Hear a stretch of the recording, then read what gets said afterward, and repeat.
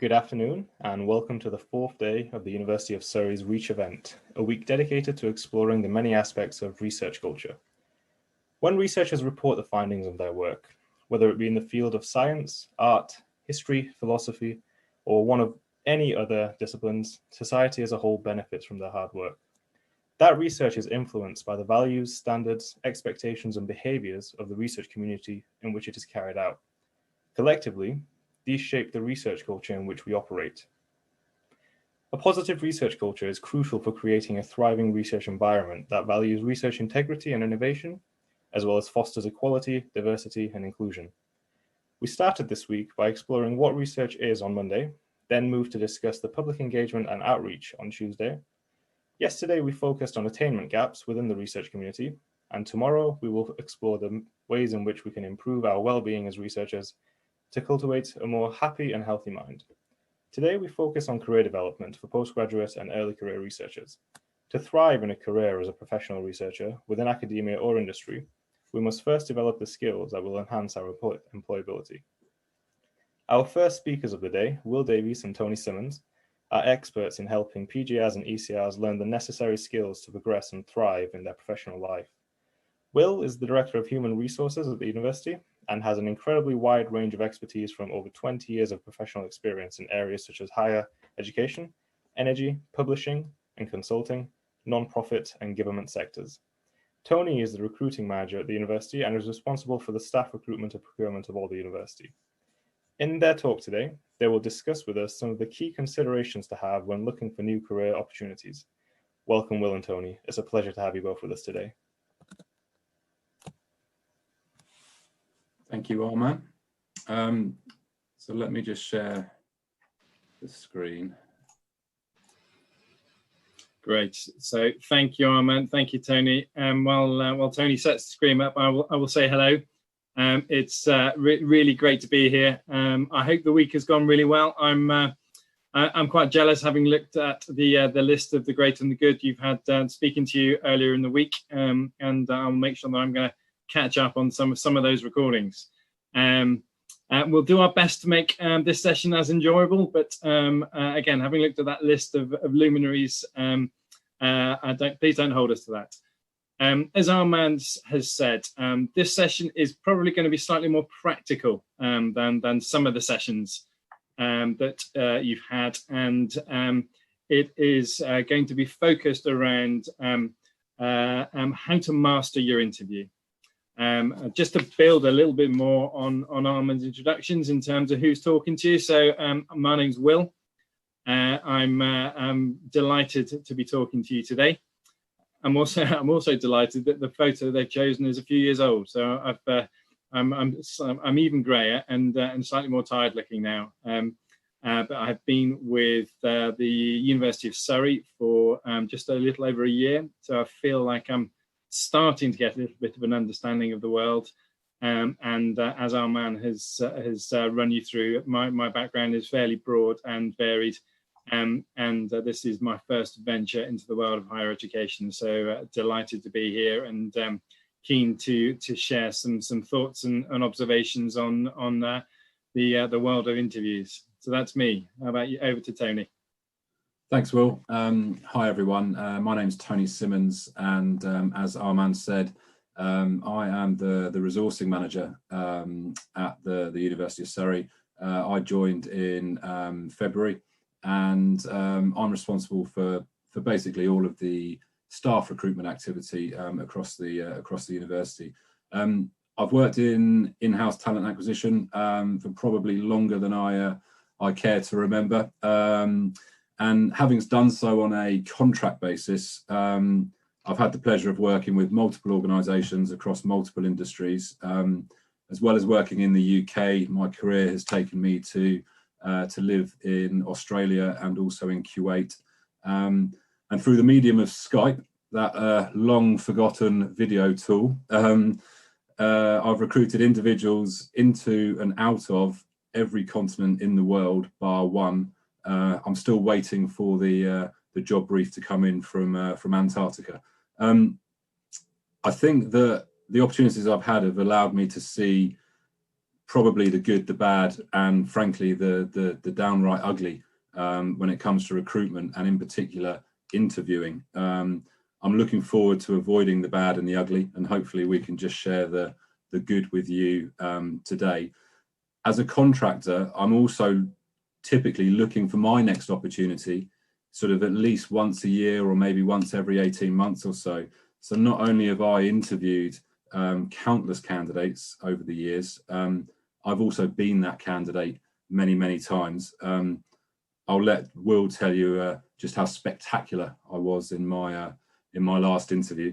But yeah, I thought before we sort of get into the meat of things, it would be useful just for us to talk about how we want to cover off questions during this session. As Will said, keen to make it sort of interactive, and we will sort of do our best to allow time not only at the end but also during the session for questions. If you do have questions on anything that you hear us talking about, please put them into the Q&A box, I think it's called, and we'll do our best to keep an eye on those and answer them when we can. Any questions we don't get round to answering today, we'll find a way to distribute to you after the session. Will, back to you.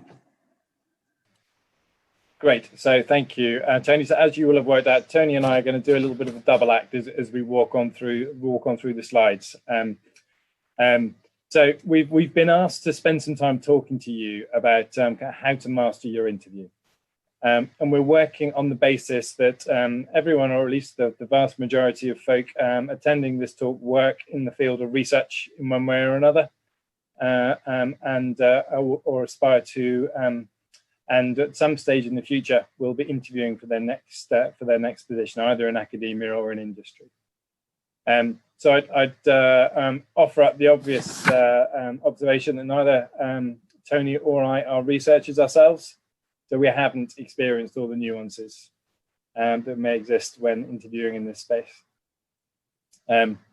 However, we have spent a lot of time either interviewing people who are aspiring or into research roles at Surrey, or we've spoken to colleagues who have gone through that process themselves. So we've worked with people on both sides of the table, so either interviewing or being or doing the interviewing ourselves.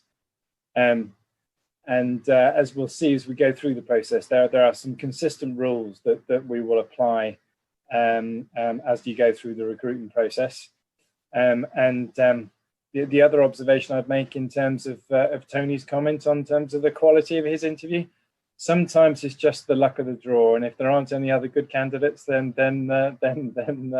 you'll end up with the best one available. So the plan for the session today is that we'll talk you through and take you through the interview journey. From the point that you receive that call to say that you've been successful in getting through the first stage of the process, all the way through to what to do once the interview is over. So hopefully wanting to provide a bit of a one-stop shop in terms of how to, as the name would suggest, how to master the process. And we've also dedicated a few minutes at the end for some top tips and advice that might help to secure the interview in the first place. So we are monitoring time, so we will hopefully leave a little bit of time to provide some of those top tips towards the end of the process. I think what does success look like? I think for this session, I think if you can leave the workshop with more tools in your interview toolkit than you came in with, and a sense of confidence as to how to go about approaching the next interview, whenever that might be, then hopefully this is a good use of time. Next slide, please, Tony. So before we begin, what we thought may be interesting is just to ask a couple of questions. So that there's an obvious one which anyone running a workshop should be asking, which is what do you want to get out of the session? So we've hopefully given you a little bit of an outline of what we plan to cover. If there's anything that you were hoping to cover that it doesn't sound like we're going to get to in terms of that interview process walkthrough, then please stick it in the chat box, in the Q&A box now. Or equally, whether there's been a particularly challenging interview situation that you've faced that you might like to share with us, to share with the rest of the folk on the workshop today, please drop it into the chat box. We're probably not going to wait for people to do it. So I think if you drop it in as we move through it, then I think we can bring that out and bring out those points as we move on through. But we are keen to try and make this as interactive as possible. So if you do have questions, please drop it into the chat box. And as Tony was saying, we will do our best to monitor that as we go through. But in the absence of any questions flooding in, I will pass over to Tony to talk through how to go about preparing for that interview. Thank you, Will. I'm just, Arman, just so we're Will and I are clear as well. Do you mind just flagging to me, because I can't actually see the Q&A box as I'm looking at the slide. So if anything comes in, could you maybe flag it to me? Of course, yeah. We actually do have one question. Okay. It is, will you be able to mention anything about the promotion process? On this session, it isn't something that we have planned to talk about, although we can probably find time to sort of talk about that at the end if someone would like us to. I might have to pass that over to Will if I'm all right doing that. I haven't personally been involved with the promotion process at the university, if it is indeed an internal question that we've got there, but perhaps Will can make a note of that and we'll try and cover it at the end. Yep, I'll pick it up at the end. Great, yeah. Thanks, Will. So as Will said, we want to talk you through the interview journey, not just the interview itself, and hopefully it will become clear as to why we want to do that as we go through this content.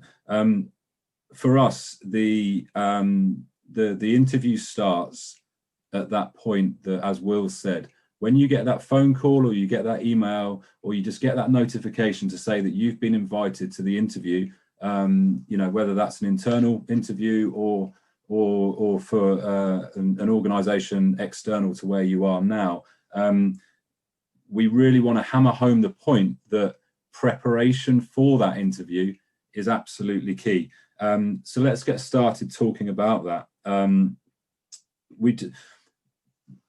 The more preparation that you can do, the more likely it is that when you walk into that interview room, or under current circumstances, log into that interview, the more confident you are going to be and give yourself the best opportunity to perform well in that meeting. So it might seem strange that we talk so long about interview preparation rather than the interview itself, but like I say, hopefully that will become clear as to why we're doing that. There is without a doubt a positive relationship between the pre-interview work that you do and how well the interview goes. And to master your interview, which is the subject of this session, you need to master the prep. So what preparation are we actually talking about? First of all, the key thing to understand is what you are actually preparing for. And by this, we mean you should always try and get a clear understanding, first of all, of what is the format of the interview going to be. Preparing for a highly technical discussion is likely to be somewhat different to a more general, less technically focused interview. So how would you find that out? Well, you're always going to have a contact. It's whether that's direct with the recruiting manager, a member of the HR team, or if you've secured the interview via a recruitment agency, you're going to have a recruitment consultant. Ask the question as to what the format will be and what you can expect from that interview. Most organisations will be more than happy to reveal the type of interview in advance. For the purposes of this session, let's assume that there'll be a process which will include a technical and a non-technical discussion, some competency-based questions, and a presentation. In addition to finding out the format of the interview, also make sure you find out who you're meeting. Now, I know that sounds really, really obvious, but use that information in advance of your interview as part of your preparation. And a little bit later on, when we talk about the interview itself, we'll sort of flag as to why it's so important to know in advance who it is you're actually meeting. As you can see on the slide there, broadly speaking, most of your interview preparation can be organised into 3 sections: the job, the organisation, and the sector. So let's start with the job. The crucial point here is you need to understand not just the details of the role, i.e. what it is that you'll actually be doing in the position, but just as importantly, you need to understand what the organisation which is interviewing you sees as being the type of person, the right type of person for the role, what we would call the ideal fit. To understand, both play a crucial part in your preparation. So let's look at both. To understand the role itself, make sure you are referring to the job description, not the job advert. Sometimes they will be the same. You'll quite often see a job description posted as the job advert, but if the organisation is on top of its marketing, then that job advert is actually likely to be very different to the job description. It's the job description that you are going to be assessed against. Now, if you think about that logically, a big part of the interview has just been revealed to you there and then. If the organisation is going to assess you against their job description, they're going to ask you questions related to the job description itself. So the JD, as we call it in the trade, it can sometimes be a fairly hefty document. You'll see on the slide here, I've just taken some snippets from one of the JDs that I actually personally used very recently. And actually it was 5 or 6 pages long. But the reason I wanted to bring this up is to really start talking you through as how you can use this document to prepare and master your prepare for and master your interview. I do have to say that I do apologise in advance that if reading through the details on that slide, you think it's an amazing job, I'm sorry, but it has closed. We have hired. I'm not taking any further applications. Every job description will have the responsibilities bit. That's probably the bit that most people are familiar with. So you can see on the left-hand side of the screen there, there are various sort of responsibilities and tasks that are associated with the job. You can assume that you will be tested on some or all of those responsibilities. So in each case, in advance of the interview, try and come up with examples, ideally different examples in each case, where you feel that your experience matches those responsibilities. You probably won't get asked to give examples across all 8 of those responsibilities. The interviewers aren't going to have time to do that. But what a great feeling it is knowing in advance that you've got those up your sleeve and you can walk into that interview full of confidence. On the right-hand side, you'll also see a list of competencies. So where it says on the bottom right-hand side, you'll see core competencies, and overall there's 9 or 10 listed there. In this case, they are all graded from 1 to 3 in terms of their importance to the role, with 3 being the most important. There are 3 competencies here: communication, adaptability, and customer service, that are graded as most important. you can assume as a candidate that myself as the hiring manager, you can bet your bottom dollar that I will include questions about those 3 particular competencies, because I have determined when writing this job description that they are the most crucial competencies to this particular position. So what an opportunity for you in advance of the interview to sort of prepare what might come up.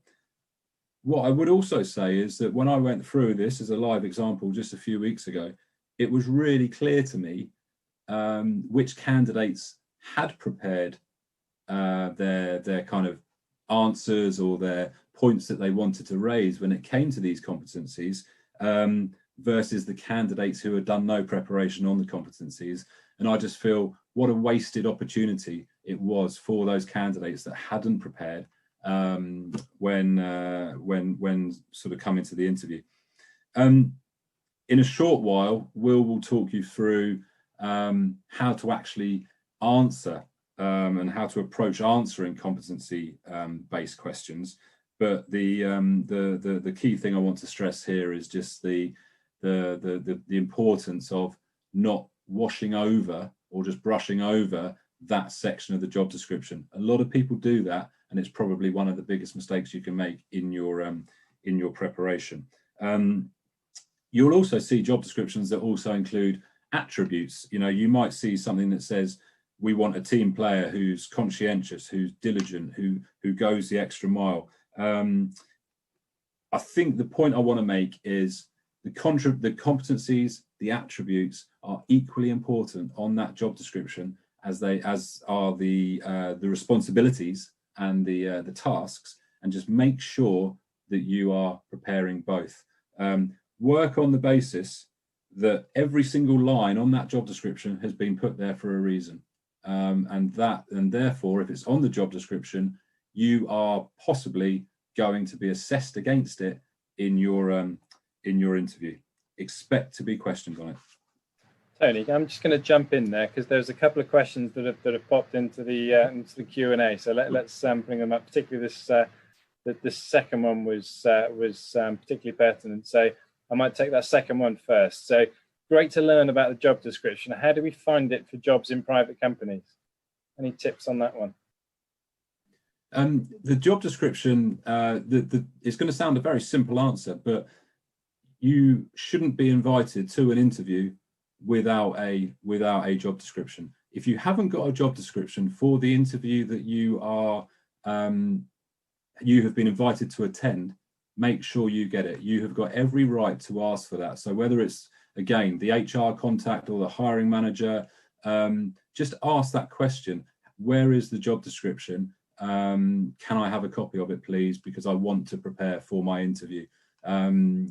You know, for example, certainly us at the university, we have our job adverts, but people can also then download the job description as part of that. But just ask the question. There shouldn't be a reason. The only reason they won't give you one, and it does happen, and I think will probably testify to this, there are times when you will be invited to an interview for a role that is possibly new and they haven't got round yet to putting the job description together. It's not ideal, but it does happen. But generally, just ask the question and it should be. Yeah, thanks, Tony. At the very least, there should be a role profile which summarise what that role is all about. Yeah. The next couple of questions are around kind of what you loosely put into a kind of an EDI category. I think they're both really fascinating questions. So again, I'll take the second one remaining on the list. So we see that communication is always at the top of the essential skills list. However, this doesn't seem fair for applicants who might be somehow neurodiverse. How can we try and balance this? Now, while Tony, you ever think about that, I'll share my thoughts because I've been looking at it for a moment on the screen. And I think this is a really, really interesting question. And I think that there's part of this which is, for me, around what do we mean by communication? And so I think we could probably push ourselves a little bit harder to really think about, right, so what are the communication skills that are required? So not every role is going to be a kind of a public speaking role. Not every role is going to be a role which requires people to be interacting on a regular basis. So I think it's maybe pushing ourselves to think about, so let's get under the bonnet a little bit of communication and really kind of set out a little bit more about what we mean by that. So I think that possibly gets to that one. The other one is, Tony, interested in your thoughts on this. So we hear that statistically males tend to apply for jobs even if their expertise doesn't tick all the boxes. However, women tend to only apply when they cover most or all the points in the job descriptions. So how can we empower females to apply for jobs even when they don't fit 100% of the aspects? So thoughts on that one, resourcing manager for Surrey University. Thank you. That's a really interesting one, and thank you to whoever has shared that, because I'll be honest and say I wasn't aware of that research, and that's fascinating to hear. I think I'll look at it. I'll sort of give you two answers. I'll give you an answer from a organisation standpoint, which I think is certainly what we are at Surrey now, for example, are trying to do and try and get better at, is making it a lot clearer on all of our advertising and so on, to say, to be very specific and direct in terms of trying to push for applications, for example, in this case, from females as well as males. So, we will put on our advertising specifically that we particularly welcome applications from certain members of society, and that might be based on gender, it might be based on race or so on. From a candidate point of view, though, which I think probably this session is obviously more about, it's interesting. What I would say is just my advice. I'm not sure necessarily how to get this message out there to the wider community, but my advice to any candidate would be, regardless of whether you are male or female, is don't feel that you have to tick every single box of the job description to apply for that role. And the reason I say that is, myself as the recruiting manager, if we take this slide that is on the screen at the moment, there are, for example, there's 8 key responsibilities that are listed there. I don't probably want someone who can tick all the boxes of all 8 at the moment, because for me, I think anybody coming into this role, there needs to be an element of challenge. There needs to be an element of learning. There needs to be an element of development. Otherwise, why would they be applying for it? Why would they be applying to do exactly what they've done somewhere else? So for me, the perfect candidate is actually quite often the person that ticks maybe 7 out of 10 boxes. And for them, the interest is the 3 out of 10 that we're going to give them, and we're going to help them. So I would certainly encourage anyone, even if they feel they don't tick all the boxes, to make that application. But how I get that message out to women out there, I don't know, I'm afraid. So as a bit of active listening, let's take that away, Tony. And your mission then is to think about what's the wording that we can put on our job adverts to suggest that actually, of the list of stuff that we have, we don't expect everyone to have nailed every single tiny little point. So I think we can be more explicit about that. No, absolutely. Yeah, and I think there's another one that's popped in. So if we tick a box slightly with a basic level of knowledge or skill, so we put that in or not? I mean, my answer to that is yeah, absolutely, you should. And I think that's there's part of this which is, I mean, maybe I'll come back to it in a bit more detail later. I think that in terms of the way to think about interviews is you are getting yourself into the next stage of the process. So as you're going through each of these different stages, if you can look at this and think, well, actually, either I am meeting most of the grades, or I'm meeting most of them, and some of them I have a basic level of skill. For me, that is kind of an opportunity to have a further conversation. I'm going to move us on now, and maybe we'll come back to, there'll be another chance for to pick up some of the questions at the end of the preparation section. So, but Tony, sorry to interrupt your flow. Back to the slides. No, absolutely. Yeah, I think let's move on. Although, thank you everyone for the questions. It's great to see them flooding in. Moving on to next part of preparation, and that's the organisation. So, I genuinely believe that whatever a candidate might lack in actually coming on from what we've just talked about there, whatever a candidate might lack in terms of experience, they can make up for in passion. And myself as the recruiting manager, one of the things that I'm always really keen to see is a passion for the organisation, not just for the job. I want to see why the candidate is particularly excited about us as an organisation, and in this case, obviously, the University of Surrey. Why do they want to work for us? How are they showing they want to work for us? If an identical role was available in a similar organisation just down the road, are they demonstrating to me that it's our opportunity that they want to have? Be prepared to answer these types of questions. Without proper preparation and research, you'll find it difficult to say, I want to work for you, because it needs to be genuine, and that will only come through taking the time to understand the organisation. Part of that understanding of the organisation, it's really important to try and get under the skin of the organisation, the new organisation that you're looking to apply to, get under the skin around their culture. And what I mean by this is, the sort of culture and environment that you're going to be working in is really important, and it's something to try and understand as part of your preparation. If what you read about an organisation's culture, and generally these days most organisations are very open about publicising how they see their culture, how they like to describe it, and so on. If what you read about an organisation's culture is appealing to you, think in advance how you might be able to express this in an interview. Why is it appealing? Because you will get asked on this, I promise you. This research may actually tell you that, hang on a minute, maybe this isn't the organisation for me, or maybe you'll at least think twice. Now, hopefully that doesn't happen, but if it does actually happen, then at least it then shows again the value of this research and the value of this preparation up front, because it prevents you then wasting your time and the organisation's time in progressing. Similarly, be prepared to talk about your current organisation's culture.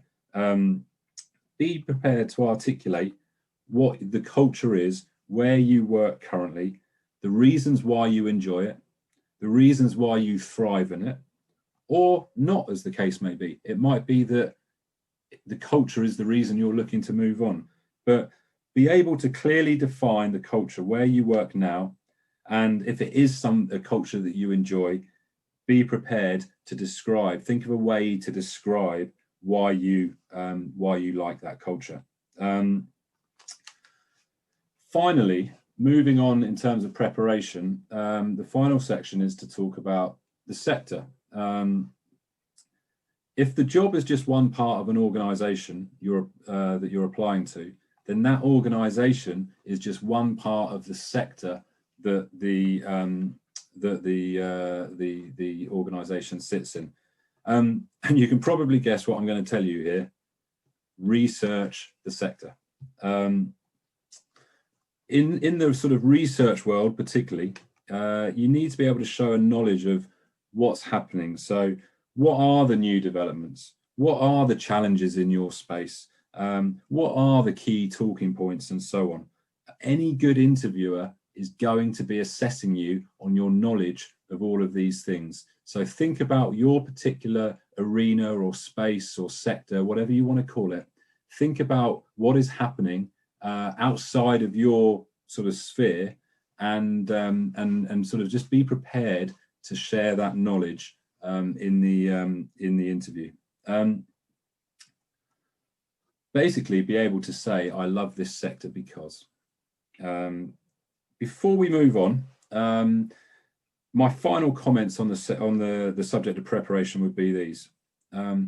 As an interviewer, as I said earlier, it's really easy for me to tell which candidate has prepared and which candidate hasn't prepared for that interview.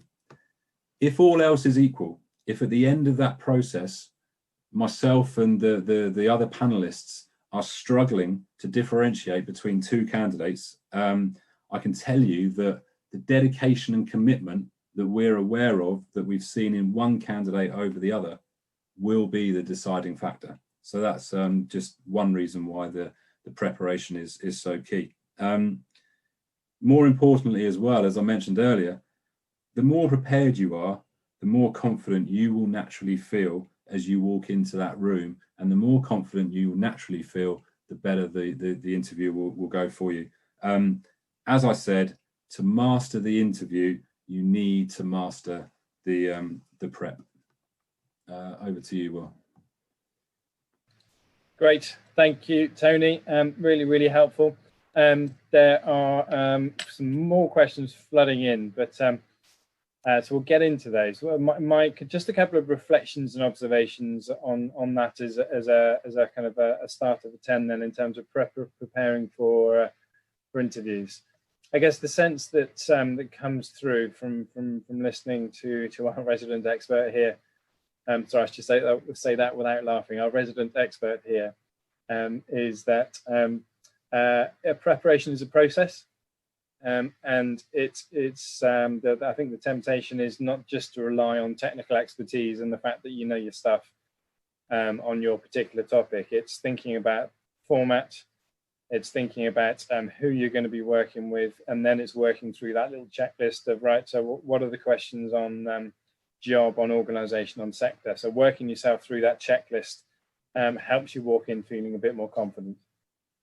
So there's a few questions that have come in. So I'll maybe if I take the first one, which goes back a little bit, but it's how do you use previous experiences in employment when some of those experiences are secret by law? Maybe I should have kept that one for the next section. My answer to that, I think, is that when answering questions and needing to give examples of where you are covered by the Official Secrets Act, where I've seen people do that really effectively is to talk about the types of work that you were doing, to be really clear and explicit that I'm not able to tell you the name of the organisation, because this works whether it's Official Secrets Act or whether it's commercial in confidence work in the private sector. But talk very clearly about what the situation was, and talk about the work that you did. Next question was around, so many job adverts don't specify the salary being offered. And at what point would you say is the best time to ask about it, before or after applying? What's your thoughts on this one, Tony? There's definitely a point when not to talk about it, and we'll save that for later, because that actually, as it happens, comes up in one of our slides later on. But I would say typically if the salary isn't mentioned, first of all, make a judgment call in terms of looking at the job advert or the job description, whatever it's got. You will generally get a feel for, is this role positioned at the right sort of level for where I am in my career and my experience and so on. If it is, there's no harm in making the application. If you get then a sort of contacted by that organisation, by either the manager or perhaps by the HR, a member of the HR team, and those initial sort of conversations before an interview is formalised, then I would say that's a perfectly acceptable time to have that conversation. The thing I would say is, if a member of the HR team, for example, contacts you to say, you know, thanks for your application, would love to talk to you a little bit more about it, don't have your first question as, how much is this role paying? You know, you can have that in that conversation, but maybe not as your first question. I would say that I would never attend an interview if I didn't have an understanding of what that role is going to be paying. So at some point in that pre-interview process, you should be getting that information, but make the application based on your gut feel. Does the job feel at the right level for me? Yeah.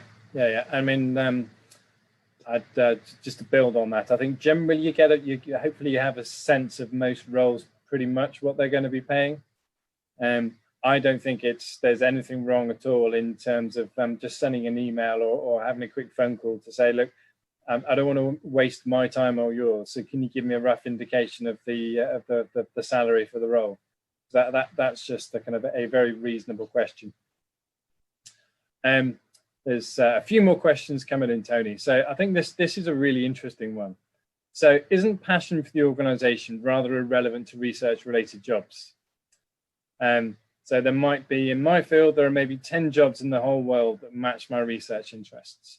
So I'm not applying based on the institution at all. And also postdoc jobs that are 1 to 5 years, is it not really worth for the candidate getting invested in an organisation that I wouldn't be at long enough to feel any sense of belonging? So herein lies some of the challenge in the research world, I think. So interested in your thoughts on that, Tony. Yeah, absolutely. It is a really interesting one, because especially that point about, if there are only ever going to be a handful of jobs around the world that might be relevant for you for your particular, specialist subject. I agree that clearly then if that is if they are the roles that you want to pursue, then your options are limited. Having said that, I would still say that there's an element of importance of still, nevertheless, having that passion in part for that organisation as well as just a job. If there are 10 jobs around the world, there still needs to be a differentiating factor as to why potentially one organisation or institution is slightly more appealing than the other. But you won't know that really until you do your research necessarily on those institutions. I've forgotten the second question already, Will. No, it's all right. No, I'll go with that. So, I mean, my build on that would be, to an extent, that's a candidate view of the market. If you're then putting yourself on the other side of the table and thinking, well, if there are only kind of maybe 10 jobs in the world, it's all the more important to talk about what you bring and how you are going to be more broadly beneficial to the organisation that you want to be working for. And part of that is generating and exhibiting a level of excitement about the environment in which you're going to be operating. Absolutely. So I think it's thinking about it from both ends of the telescope. The second question was a bit more philosophical, I think, in terms of, is it really worth getting invested into that organisation? I think that there's some interesting PhD theses that I'd love some people to be doing in terms of kind of how do we work with people across the organisation. Maybe I would say this. I think it is worthwhile working at and thinking about what's important to you in terms of the organisation you want to work for. And thinking about that actively as part of your broader job and career research activity, I think is time well spent. Absolutely. There are some other questions around how to talk about current world, which I think I'm going to suggest we pause and come back on in the next section.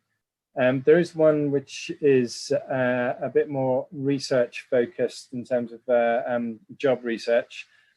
So how can we find out about the company culture beyond the website? So is it appropriate to talk to current employees? I would say it's absolutely appropriate. So this is one where, particularly in the world that a lot of you guys are kind of living and working in, you will know someone who knows someone. So I think it's absolutely right to try and get the inside track. The companies are sharing more and more information on whether it's LinkedIn, whether it's Glassdoor, whether it's all sorts of, whether it's the company websites. But they will set out what they want you to think the world looks like. And I suspect Surrey here we're no different. but it is a good idea to try and work out who you know that can give you an insight into the real world. So I think it's absolutely fine. Just on that, Will, as well, I would say that the real positive thing about doing that is absolutely it's good to get, as Will says, a real insight into what life is really like there. And by doing that, you're also personally building your networks of individuals that you're developing. So you just through that one conversation with someone in a similar organization, all of a sudden that person becomes a member of your network, and you don't know where that leads you later as well. Yeah, it also looks good. It looks good. So if you can say in your interview, like, I've spoken to you don't need to name names, but I've spoken, because it just shows you're keen, shows you're interested, and you've done your research. So it's definitely a good thing to do. Slightly conscious of time, Tony. So let's move on to the next slide, and I'm going to trot through these a little bit. So in terms of, so if that was preparation, and then what we're going to get into now is thinking about how to master the interview itself. And there are various points we want to go through here, and we'll do it at pace, but then we'll try and pick up questions. And you'll see these set out on the slide. So taking each one in turn. So first of all, technical discussions. So by the nature of the work and all of you attending the session today, some of your interviews will be without doubt of a very technical and specific nature. And not coming from that space ourselves, we're certainly not the experts in terms of how to pass a technical discussion with flying colours, or how to present your technical knowledge most suitably. However, having said that, the very fact that we're not experts in your area of specialism is crucial for you to remember. So we or our colleagues who are likely to be in the interview with you, and as the candidate, you'll need to show that you have an appreciation for your audience. So Tony raised this earlier, but understanding who you're going to be interviewed by is a real tool in your arsenal to help you understand how to pitch the answers. So whether it's a technical discussion you're having or whether it's a complex presentation you need to give, understand your audience. Do the research, find out who you're going to be meeting and what those individuals are likely to be interested in. And have that in the back of your mind when you're talking to the folk in the interview panel. And there is a balancing act here that you need to work between demonstrating your level of in-depth technical knowledge and tailoring it for idiots like me with non-technical ears. One way to manage this could be either to start or drop into the conversation the wording that Tony's just brought up on the screen. This isn't designed to be patronizing to non-technical folk, but it's just to suggest it gives people an in, and you're putting it out there already, even if you don't need to show it, that you are able to share highly technical information with non-technical individuals. And again, kind of typically, this is a skill that interviewers will be looking for. Finally, on this topic of understanding the audience, don't automatically assume that your hiring manager has the same level of knowledge that you have. And different areas of specialisms mean that the areas of knowledge will be very different. And then indeed, this might be the very reason of bringing in the post to bring in that missing knowledge. So I think it's useful and important as you go through the interview itself. Just check in that people are with you on the kind of the technical understanding. So next slide then, Tony, thank you. If you can bring up all the points, Tony, that would be helpful. In terms of the type of interview, so Tony talked about checking the format of the interview earlier. Would be very surprised if you weren't asked at least 2 or 3 competency-based questions in an interview. And really, these are questions which are looking to assess levels of capability. And they are looking for examples. That's looking for examples of times when you have done that. You'll recall when we went through the job description, Tony walked us through the things to be looking out for. So the competencies that were set out there. So, and we had the conversation about typically you're seeing communications as one of those top competencies. That gives you a rubric. It gives you a shorthand guide. So these are the things that I need to be prepping up on. And the way that I go about thinking about this is really thinking about building myself a list of examples. So I think that in a couple of slides' time, we'll come to that. We'll move on to the next slide for now, Tony, in the interest of time. So these are just some examples of what the questions are. So giving us an example of a time you've been part of a successful research team. So decoding that, what's the question? Give me an example of when you successfully contributed to a team. Tell us about a time when you had to significantly readjust your approach to a project. Decoding it, how flexible, how adaptable, and how easy to work with is this individual going to be? Give us an example of when you've had to work with difficult or challenging individuals.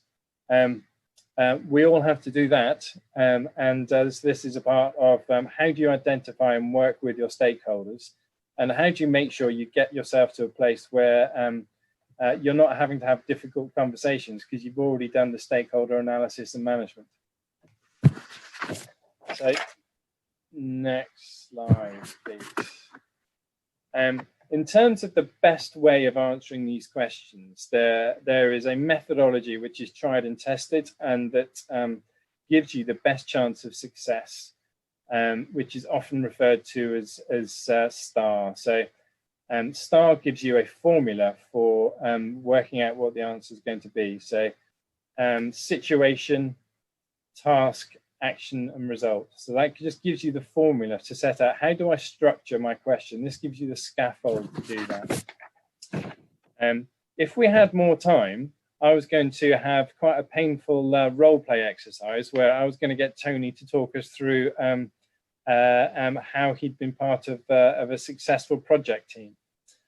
So we maybe we'll do that another time, but what this was designed to do, and we'll make sure these slides are shared, was just to show you how that scaffold works in practice, but setting out what the situation was, what Tony himself has done, and the action and the result that has come off that. So again, just building a scaffold in terms of how to structure your answers in a way that's going to give the interviewer everything that they need. And remember, that's your job here, is an interviewer sitting here with a list of stuff that they are looking for. Your job is to make sure that you're giving it to them. Quick Will's top tips in terms of how to, another preparation point. One of the hardest elements of interviews is quite often trying to think of the right example per competency. You can do the legwork for this ahead of the time, and you can make sure that you can be building out your example log. So I'm a bit sad like this. So I have when I go into interviews, I have spreadsheets which just show me in tables where all the competencies. I have then worked out what are my 2 or 3 examples for each competency that I can share an interview to give the best example of where I've demonstrated those competencies. So again, it's a preparation point, but don't also be afraid of taking material into interviews with you. As long as it looks neat and doesn't look scruffy and it looks like you've knocked it up on a napkin, I think taking in your paperwork and your memory aids is entirely acceptable. Interviews aren't designed or meant to be memory tests. They are designed to give people the opportunity to share the information that the interviewer is looking to get. So write it down, stick it on a table, make sure you don't forget. Coming to the end, which is good because I think we're coming to the end of time. So competency-based tips, thinking about making sure you take your time and don't jump into an example when you get halfway through, you realize isn't going to give me the information I was trying to put across. So take your time, have a think, and make sure you pick the most appropriate example. finding the balance between kind of what we did as a team and what I did as an individual. Most interviewees inevitably talk about we, and interviewers will always push you to say, all right, that's interesting, but what did you individually do? So preempt that. Make sure you're talking about both what we did as a team collectively, but then this was my role within it. Thinking about how do you make sure that the result that you're talking about in STAR is measurable. So make it tangible, make it bring out some numbers. And then finally, don't forget your audience. Because if you are forgetting your audience, then you've missed the point. Final area is around one of the questions that was asked earlier, which was where you do have gaps, that's absolutely fine. We're not expecting everyone to have ticked every single box, but you do need to have thought through how you would remedy that gap in your experience. You do need to have worked out, so if I haven't got this, how would I go about acquiring it? Or how would I draw on the expertise around me and the systems around me? Or what training would I undertake to make sure I have got those gaps covered? I'll just very quickly jump in there, Will, as well. I'm conscious of time, but I think one of the important things to say there, where we've mentioned would an alternative approach work, I think the thing to flag there is when you're being asked these competency-based questions, i.e. someone is saying to you, can you give us an example of a time when, or can you tell us when this happened or when that happened? There may genuinely be, hopefully not too often, but there may genuinely be times when you simply do not have that example because you haven't experienced that situation before. Use that as an opportunity to almost flip it. Admit that you haven't had that opportunity to experience that in the past, but there's nothing wrong in that situation of saying, can I talk you through what I think I would do in that situation? And then almost give like a hypothetical sort of scenario. So I haven't experienced this, but if I were to experience this, this is what I think the steps I would take are. So at least then the interviewer can see your approach and your logic and so on. Yeah. Thank you, Tony. Last slide, I think. Next one. So last bit of the interview is always the awkward bit where they say, have you any questions for us? And it's an all too often overlooked part of the interview. And the important point to note here is that the interview hasn't finished at this point. You're still being assessed. While you ask your questions, and having no questions to ask might be taken as a lack of interest or as a lack of preparation. So having some positive questions up your sleeve is really helpful. I think questions in terms of what is it that people enjoy about working for either that research team or for that university or that faculty, I think are all really helpful. I think that some of those questions that are set out on the slide there, I think just show the type of areas that are going to help you to be positively judged in the interview. The other point there I'd bring out is that if you have had questions in your armory that have been worked up ahead of time and that have been answered, don't be afraid to call that out and say, look, I was going to ask about X, but we've talked about that during the interview, and this is my thoughts on it. Because again, that just shows people that 1, you've done your research, 2, you're listening, and 3, you're amenable. And I think that probably brings us to the end of our whistle-stop tour. So there are some questions that people may encounter, but that we have, or Tony has worked at working with some of our research community. We will circulate that round. We have a number of questions that we haven't had time to get into and answer, but again, we will make sure that we will work with Armin and the team and make sure that we can get those captured. I think sadly that's us out of time. It's flown by. I hope it's been helpful. Should any of you have any questions, please reach out to me, reach out to Tony, and best of luck in all those future interviews. Thank you, everyone. Yeah, thank you, everybody. And can I just add that yeah, we have run out of time, and there were probably just one or two elements that we were going to cover off. We will put something together, and we'll find a way of making sure that you've got access to that material.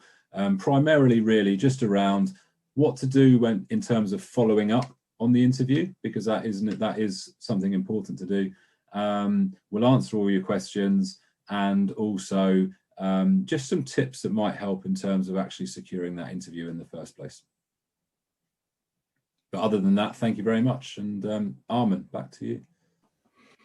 Thank you so much, Will and Tony, for your very interesting talk. I'm sure I speak on behalf of everyone when I say there were a lot of valuable takeaways from that. And yes, we will make sure that the stuff you didn't get around to presenting is spread to everyone who's watching and who would like it.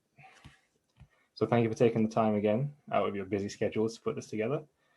Our next event today will be at 3 o'clock this afternoon, where we have a 1.5-hour session that will be separated into 2 45-minute talks. The first talk will be given by Dr. Kate Gleason, the director of the Doctoral College and a director in clinical psychology, who will open the session by highlighting some of the issues researchers face at the beginning of their careers and are facing now in order to stimulate discussion about how we might reframe the challenges. This will be followed by an Ask the Director Q&A session at the end of it. In the second 45-minute talk, Emma Francis and Rana Marrington will focus on the successful approaches to career management and exploring the strategies that enable researchers to take charge of their careers and address some of the challenging aspects of research culture which impact on the careers. Emma and Rana are professionally qualified careers consultants at the Doctoral College who specifically work with postgraduate researchers and early career researchers to support their career development. So thank you for attending this talk, and we hope to see you all again at 3 o'clock. Thank you again to Will and Tony.